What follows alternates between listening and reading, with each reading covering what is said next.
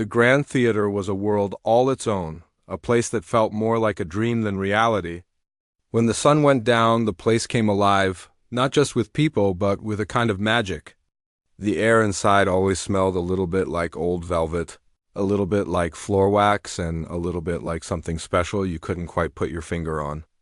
It was a palace of dark, polished wood that gleamed under the lights and heavy, deep red curtains that hung like silent waterfalls. Every seat was covered in soft fabric, and a huge, glittering chandelier hung from the ceiling like a frozen constellation, watching over everything. But for all its beauty, the theater was also a cage, a gilded one, and its keeper was a man known to everyone simply as the director. The director was not a man who smiled.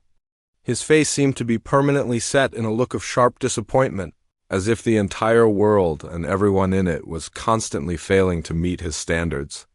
He wore perfectly tailored suits that never had a single wrinkle, and his shoes were so shiny you could see your face in them.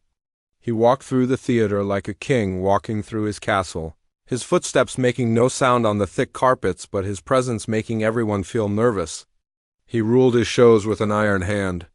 If a musician played a wrong note, his glare could make them feel smaller than an ant. If an actor said a line with the wrong feeling, his voice, which could cut through the air like a knife, would make them wish they could disappear. For him, the people who worked there were not artists. They were tools, just things he used to build his perfect vision.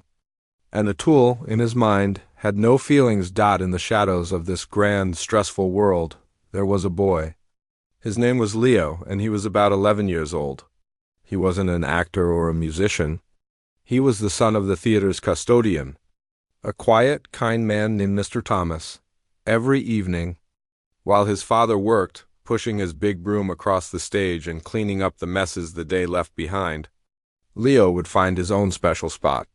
He would slip down into the empty orchestra pit, the sunken area in front of the stage where the musicians sat. From there, he had the perfect view.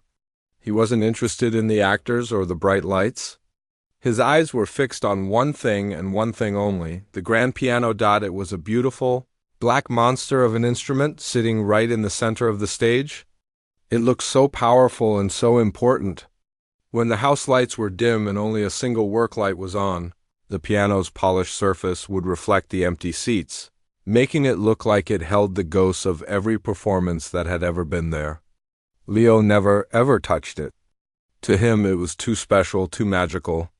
It was like a sleeping beast, and he was just a small boy who didn't want to wake it up. So he would just sit there, his chin resting on his knees, and he would watch. He would imagine what it would feel like to run his fingers over the smooth ivory keys. He would imagine the sounds they would make, the deep, rumbling low notes and the high, twinkling high notes. In his head he could hear the most beautiful music, songs that made him feel happy and sad at the same time. The piano was his secret friend, the silent star of his own private show. The director knew Leo was there, but he didn't really see him. To him, the boy was just another part of the scenery, like a stack of old chairs or a forgotten prop. He was a smudge on the perfect picture of his theater. Sometimes, if the director was pacing the stage, thinking out loud and looking angry, his eyes would pass right over Leo without a flicker of recognition. Leo was just the janitor's kid, a shadow that belonged in the dark corners. This was fine with Leo. He was happy to be invisible. It meant he could stay in his little world, dreaming about the piano, without being bothered by the loud, scary man who ran everything. Leo's father, Mr. Thomas, knew about his son's fascination. He was a gentle man with tired eyes and hands that were always rough from his work. He would watch Leo from the wings sometimes, a small, still figure in the huge, empty space, and his heart would feel both proud and a little sad. He knew his son was a special boy, a boy who felt things very deeply. He also knew that a world like this, a world of sharp words and high expectations, could be a cruel place for a gentle soul. Every night, when their work was done, Mr. Thomas would find Leo in the orchestra pit. He wouldn't say much. He would just ruffle his son's hair and say something simple like, "Time to go home, champ."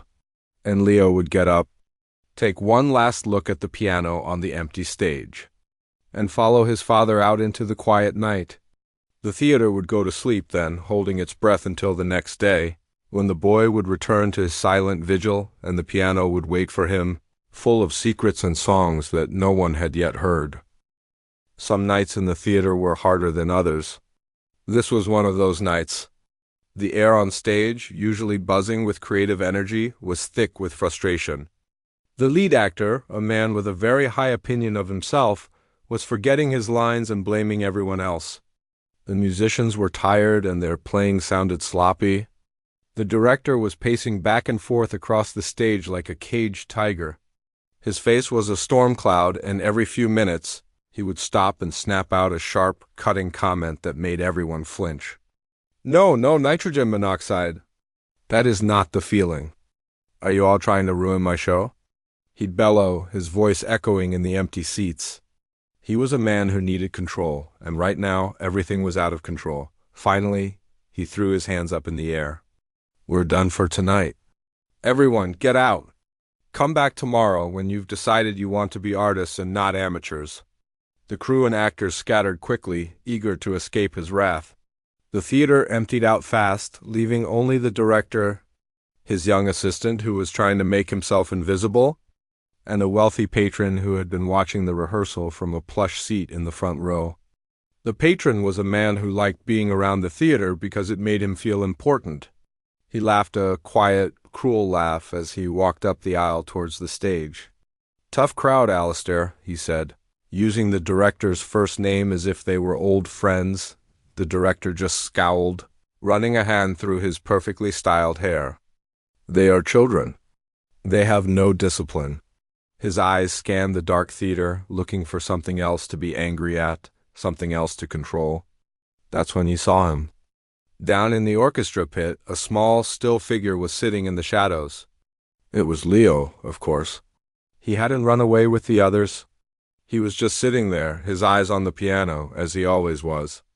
But tonight, his silent presence felt like a challenge to the director. It was as if the boy was quietly judging his failure, his inability to control his own world. A nasty idea began to form in the director's mind, a way to reassert his power and amuse his important guest. Well, the director said, his voice suddenly smooth and dangerous. He pointed a long finger towards the orchestra pit. What have we here? The assistant and the patron followed his gaze. Leo froze, feeling like a mouse that had just been spotted by a hawk.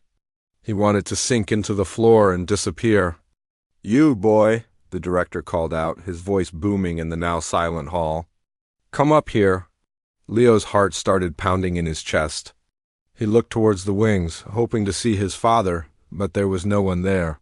He was trapped. Slowly, hesitantly, he climbed the steps from the orchestra pit and stood on the huge, empty stage, feeling tiny under the bright work lights. The director walked a slow circle around him, like a shark. You're always here, aren't you? Watching, he leaned in close, his face just inches from Leo's. You think you're so smart, just sitting there in the dark? You think you know what real art is? You think you could do better? Leo just stood there, his throat too tight to speak. He could smell the expensive cologne on the director, a smell that made him feel sick. The wealthy patron chuckled from the edge of the stage. Looks like you've got an admirer, Alistair. The director straightened up, a cruel smile spreading across his face. He had his audience now. He was in control again. An admirer? Or a critic? He turned to the patron. I'll tell you what, Henry, this theater is about talent. Real talent. Not just watching. I bet this boy, this son of a janitor, couldn't play a single coherent note on that piano if his life depended on it. The patron, Henry, laughed louder. It's a beautiful instrument. It would be a shame to hear it butchered. The words hit Leo like a physical blow. He felt his face get hot with shame. That's when the director made it official. I'll make it a wager, he announced, his voice full of confidence and cruelty. I bet you $10,000 that this boy can't play one simple song. Not one? $10,000? The number hung in the air, impossibly large. It was more money than Leo's father could ever dream of. And to make it fun, the director continued, his eyes gleaming, we'll make it a show. We have the cast party this Friday. We'll put the piano right in the center of the ballroom, and our little friend here will be the main entertainment."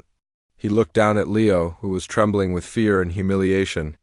"It will be a lesson for everyone," the director said, his voice loud enough for the few remaining crew members in the wings to hear. "A lesson about knowing your place." Just then, Mr. Thomas appeared from the side of the stage. He had been putting away his cleaning supplies and had heard the last part of the conversation. He saw his son standing there, pale and small, under the menacing glare of the director. He saw the smug look on the patron's face. He felt a cold dread wash over him. He was a simple man, a man who avoided conflict, but this was his son. He started to walk towards them, his heart pounding. "Sir," he began, his voice quiet but firm. "Please, he's just a boy. He doesn't know anything." The director turned on him, his eyes flashing with anger. "Stay out of this, Thomas. This is between me and your son? Or maybe you'd like to take the bet for him. Do you have $10,000? Mr. Thomas stopped in his tracks, his shoulders slumping in defeat. He had nothing. He had no power. He could only stand by and watch as his boss tormented his child. The director turned back to Leo, his smile returning. "So, it's a deal. Friday night. The cast party. Don't be late." He then turned and walked away with the patron, their laughter echoing behind them as they disappeared into the lobby. Leo stood alone on the vast, empty stage. The weight of 100 eyes seemed to be on him, even though the hall was nearly empty. He felt a knot of fear and humiliation tighten in his stomach so hard it hurt. He was going to be a joke? A public joke for all the important people to laugh at. He looked over at his father, who was walking towards him now with a look of pure pain on his face. Leo wanted to run to him, to hide in his arms and cry, but his feet felt like they were nailed to the floor. The director's cruel words echoed in his ears. A lesson about knowing your place. For the first time in his life, the beautiful, magical theater felt like a prison, and the grand piano, his secret friend, now looked like an instrument of torture, waiting to destroy him in front of everyone. The walk home that night was the longest of Leo's life. He and his father walked side by side under the orange glow of the streetlights, but the space between them felt like a wide, cold river. Neither of them spoke. What was there to say? Leo's mind was a storm of the director's words, replaying over and over again. A lesson about knowing your place. He felt a deep, burning shame, not just for himself, but for his father. He had made his father, a good and quiet man, look small and powerless in front of the most important person in their world. Mr. Thomas walked with his head down, his hands shoved deep into his pockets. He wanted to say something, to tell his son it would be okay, that they would find a way out of this. But the words were stuck in his throat. How could he promise that? He felt like he had failed to protect his boy, and the weight of that failure was crushing him. When they finally got home, they just ate their small, quiet dinner in silence and went to their separate rooms. The house feeling as empty and cold as the theater stage, the next few days were a special kind of torture. At school, Leo was a ghost. He sat in his classes, but he didn't hear a word the teacher said. His mind was always back in the theater, under that single harsh spotlight, with everyone laughing at him. He would stare out the window, his hands clenched into tight fists under his desk, imagining the moment of his public failure. The other kids noticed his silence. A few asked if he was okay, but he just mumbled that he was fine and turned away. He couldn't explain it. How could he tell them that in just a few days he was going to become the biggest joke in the city? The theater was even worse. It was no longer his special place. It had become a hunting ground. Every time he walked in, he could feel the eyes on him. The whispers would start the moment he was spotted. "That's the kid," a stagehand might murmur to another. "The one who thinks he can play the piano." Some of the looks were pitying, which almost felt worse than the mockery. He saw the sadness in their eyes, and it just confirmed what he already feared. He was a victim.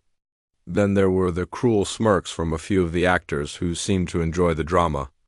They would make little jokes as he passed, pretending to play a tiny air piano and snickering. And every single day, the director would find a way to twist the knife. He would walk past Leo, make a big show of looking at his watch, and say something loud enough for everyone to hear, like, "Getting nervous, boy. Friday is coming up fast. I hope you're practicing." He would say it with a smile that never reached his eyes, a smile that was all teeth and no warmth. At first, the fear was all-consuming. Leo felt like he was drowning in it. He would go to the theater with his father and hide in the darkest corners of the prop room, just wanting the world to go away. He hated the piano now. He hated its shiny black surface and its white keys that looked like a row of teeth ready to bite him. But then, on the third night, something inside him began to change. He was hiding behind a stack of old scenery flats when he heard the director laughing with his assistant. "It's perfect," the director said. "By the end of the night, that boy and his father will be so humiliated they'll have no choice but to leave. And this theater will be clean again without their mess cluttering up the place." Something inside Leo snapped. It wasn't a loud noise, but a quiet, hard click. The fear was still there, a cold knot in his stomach, but suddenly there was something else there, too. It was a tiny, hot spark of anger. They weren't just making fun of him. They were attacking his father. They were trying to erase them. That night, after his father had finished his work and gone home, thinking Leo was with him, Leo didn't leave. He hid in the shadows until the theater was completely empty and locked up. Then he crept out onto the stage. The moon was shining through the high windows, casting a soft, silver light on the piano. It didn't look like a monster anymore. It just looked like a piano. He walked slowly towards it and sat on the cool, smooth bench. He didn't play. Not yet. He just sat there, his fingers hovering over the keys, and he let the anger mix with something else. Memory. He thought of his mother. She wasn't a famous musician, but she loved to play. She had taught him his first notes on an old beat-up keyboard they had at home. She used to say that music wasn't about hitting the right notes. It was about telling a story without using any words. He remembered the lullabies she used to hum, the sad, beautiful songs that could make him cry and feel safe at the same time. He remembered her showing him a book of music by a man named Chopin, pointing to a complicated piece and saying, "This one is like a whole lifetime of feelings, all packed into a few minutes." The next night he came back. And the next. Every night he would sit at the piano. At first, he just hummed the tunes his mother taught him, letting the melodies fill the silent hall. Then, one night, his fingers, as if they had a mind of their own, gently pressed down on a key. A single, clear note hung in the air. It was the first sound he had made. It was small, but it was his. Then another note, and another. He wasn't trying to play a song. He was just trying to find his way back. He was remembering the feeling of the keys, the way the vibrations traveled up through his fingers and into his arms. He started to piece together the lullaby his mother used to sing. It was clumsy at first, full of mistakes, but he kept going. The fear was being pushed out by focus, by determination. He was no longer just a scared boy. He was a student, and the piano was his teacher. His father, suspecting what was happening, started leaving a small thermos of warm milk and a sandwich for him on a table in the wings. He never said a word about it, but Leo knew. It was his father's way of saying, "I'm with you." By the Thursday night before the party, Leo was a different person. The fear was still there, a quiet hum in the background, but it no longer controlled him. He had been practicing the Chopin piece his mother loved, the one she called a lifetime of feelings. His fingers, now strong and sure, danced across the keys. The music that filled the empty theater was not the simple tune of a child. It was complex and full of deep, powerful emotions. It was sad, but it was also strong. It was the sound of someone who had been hurt, but was not broken. As he played the final haunting notes of the piece, he looked out at the empty rows of seats. He was no longer imagining them filled with people laughing at him. He was just playing a story. And for the first time he felt ready. He wasn't going to the party to be a joke. He was going to play his song. The night of the cast party felt different from the very beginning. The theater, usually a place of work and rehearsal, was transformed. The main lobby, usually quiet and echoing, was filled with the sound of laughter. the clinking of glasses, and a low, excited hum of conversation. The air was thick with the smell of expensive perfume and the sticky sweetness of champagne. Women wore colorful dresses that swirled when they moved, and men were in sharp suits, laughing a little too loudly. It was a world of bright lights and false smiles, and Leo felt like an alien in it. He stood near the entrance with his father, wearing his only good pair of pants and a shirt that his father had ironed until it was crisp. He felt small and out of place, like a single, sad note in a joyful, noisy song. The director was in his element. He moved through the crowd like a politician, shaking hands, slapping backs, and accepting compliments. He was the king of this temporary kingdom, and he was enjoying every moment of it. Every so often, his eyes would find Leo in the corner, and a flicker of cruel amusement would cross his face. He was savoring this, building the tension in his own mind. He had a surprise planned, a moment of theater that he had directed himself, and he couldn't wait for the curtain to rise. For Leo, each passing minute was like the ticking of a clock counting down to his own execution. His hands were clammy, and his heart was a frantic drum against his ribs. He looked at his father, who gave him a small, reassuring nod. It wasn't much, but it was enough. It was a reminder that he wasn't completely alone. Finally, the director clapped his hands for attention. The chatter in the room died down, and all eyes turned to him. "Friends, colleagues, artists," he began, his voice booming with false warmth. "Thank you for joining us tonight. We have been working so hard, and you all deserve this celebration." He went on for a few minutes, praising the cast and crew, but it was clear he was just getting to the main event. "But tonight," he said, his voice dropping to a more dramatic tone, "we also have a special treat. A lesson, you might say, in the nature of true art." He gestured dramatically towards the center of the ballroom, where the grand piano sat, polished and gleaming under a single harsh spotlight. It looked lonely and exposed. Some people believe that art is something you can appreciate just by watching. The director continued, his eyes now fixed on Leo. "But I believe art is about doing. About talent. So, tonight we have a young man who is going to demonstrate that for us." A ripple of knowing, cruel laughter went through the crowd. Leo felt his face burn with shame. He wanted the floor to open up and swallow him whole. "Come on up, son," the director called out, his voice dripping with condescension. "Don't be shy." Leo's feet felt like they were made of lead. He looked at his father one last time. Mr. Thomas's face was a mask of pain, but he nodded again, a silent message of strength. Taking a deep breath, Leo started to walk. It was the longest walk of his life. The sea of people parted for him, and he could feel their eyes on him, a mixture of pity, curiosity, and mockery. The sounds of the party faded into a dull roar in his ears. All he could see was the piano, waiting for him under the bright, unforgiving light. He reached the bench and sat down. The world shrank to just this small, illuminated circle. He could no longer see the faces in the crowd. He could no longer hear their whispers. It was just him and the 88 keys in front of him. The director stood nearby, a smug grin on his face, ready to enjoy the show. Leo's hands were trembling as he placed them on the keys. For a moment, he hesitated. He thought of the humiliation, the laughter, the bet. But then, as the title of the story promised, he touched the piano. The moment his fingers made contact with the cool, smooth ivory, something shifted inside him. The fear didn't disappear, but it moved. It made room for something else.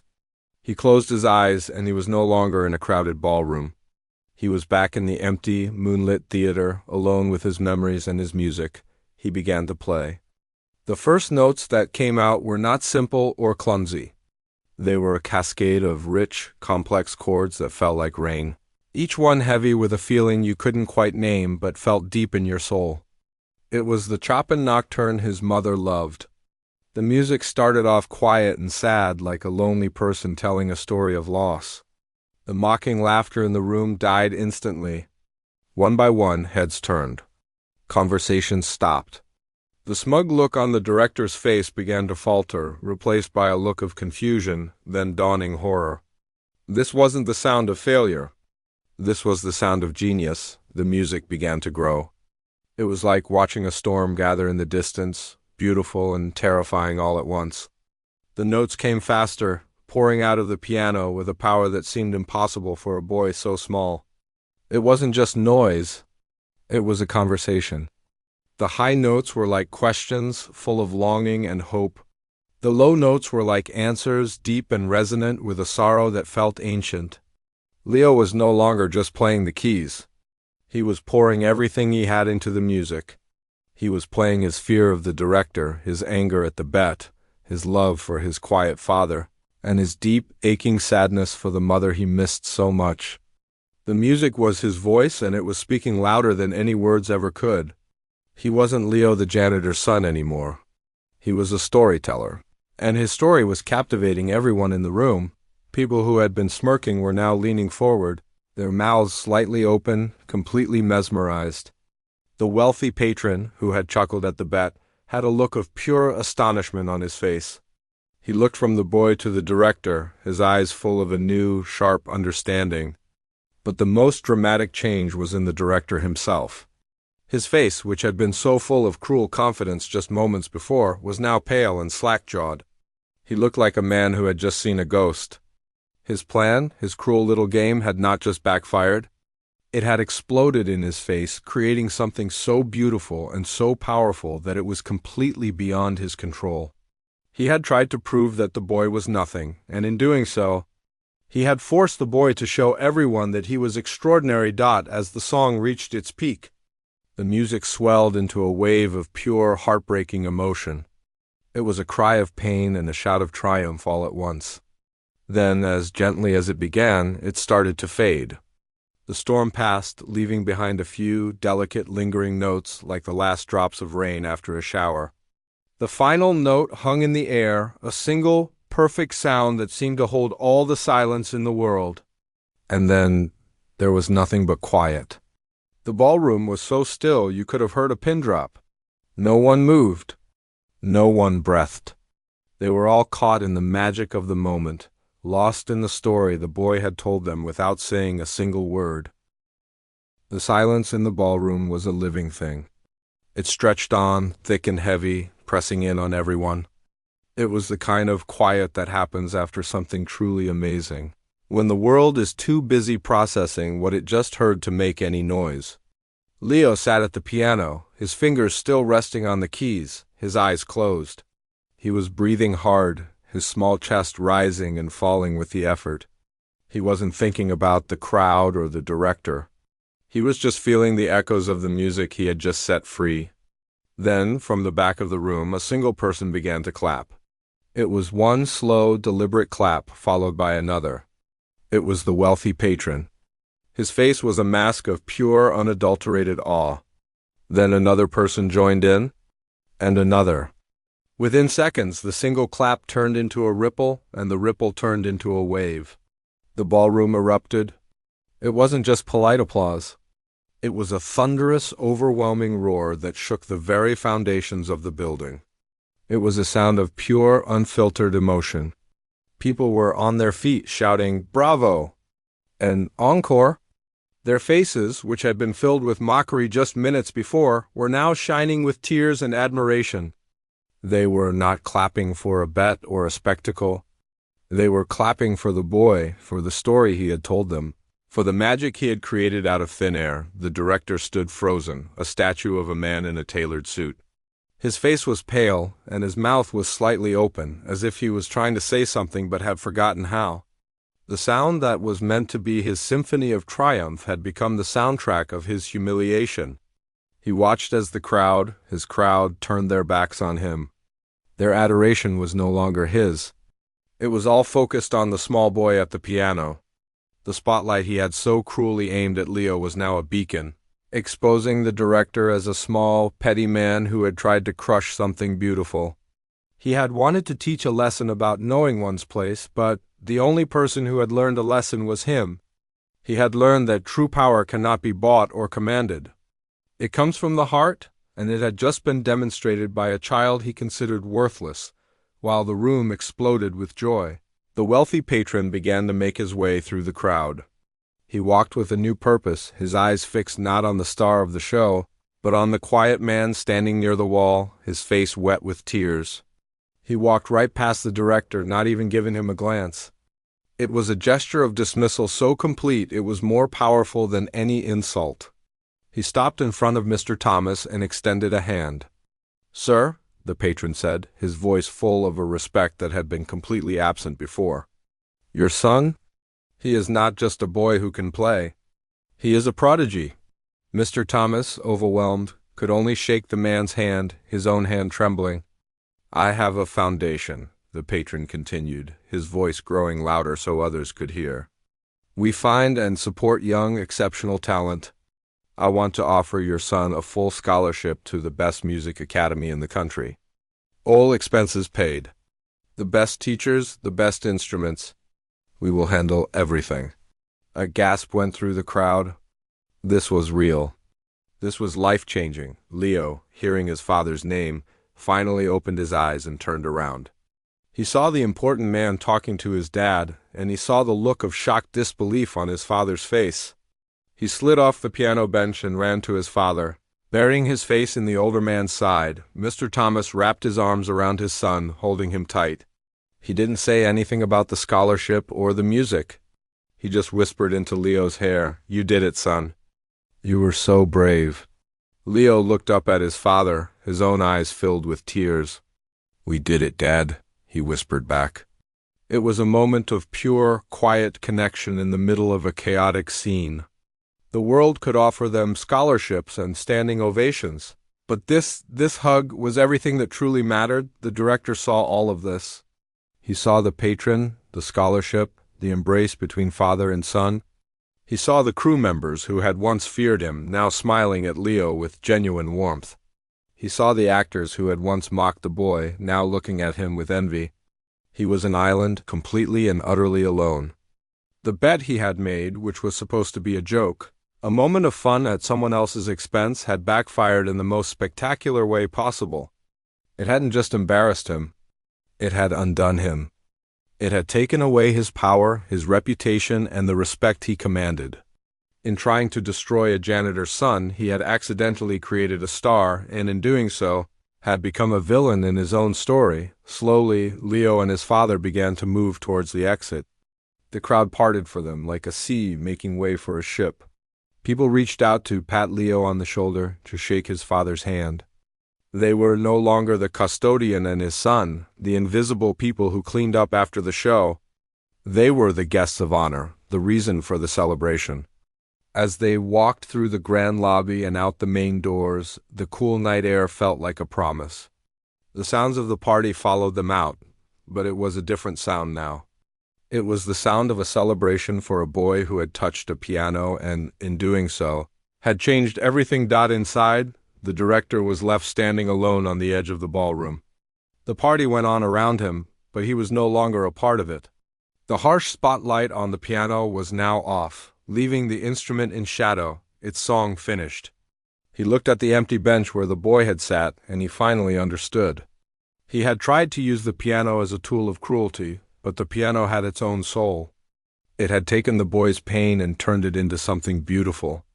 It had taken the director's malice and turned it into his own defeat. He walked slowly out of the ballroom, his shoulders slumped, the polished floors reflecting a man who had lost everything. The theater, his kingdom, felt cold and empty. And somewhere in the night, a boy and his father were walking home. Not as failures, but as victors, their future no longer silent, but resonant with the promise of music.